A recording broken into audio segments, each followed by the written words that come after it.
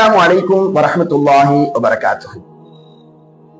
அன்பிற்கினிய இஸ்லாமிய உறவுகளே, அல்லாஹு ரப்புல் ஆலமீன் அவனுடைய அல் குர்ஆனில் சூரத்துல் ஆல இம்ரான் என்று சொல்லக்கூடிய அத்தியாயத்தில் இறையச்சம் மொழிவர்களுடைய பண்புகளை குறித்து அல்லாஹ் வர்ணிக்கின்ற பொழுது ஒரு வார்த்தையை சொல்கிறான்.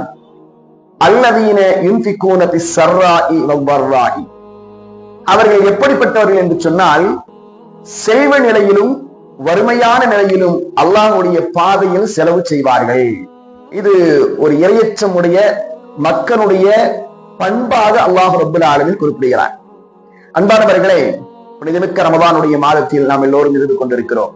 இந்த ரமதானுடைய மாதத்தில் அல்லாஹ்வின் தூதர் ரசூலுல்லாஹி ஸல்லல்லாஹு அலைஹி வஸல்லம் அவர்கள் வேகமாக வீசக்கூடிய காற்றை விட என்ன செய்வாங்களாம், தான தர்மங்களை அதிகப்படுத்துவார்கள் என்ற செய்திகளை எல்லாம் நாம் பார்க்கிறோம். அப்படி என்று சொன்னால், இந்த மகத்தான இந்த மாதத்தில் நாமும் நம்மை நாடி வரக்கூடிய ஏழை எளிய மக்களுக்கு அதிகமான தான தர்மங்களை செய்து அதற்கான பிரதிபலனை அல்லாஹ்விடத்தில் பெற்றுக்கொள்வோம்.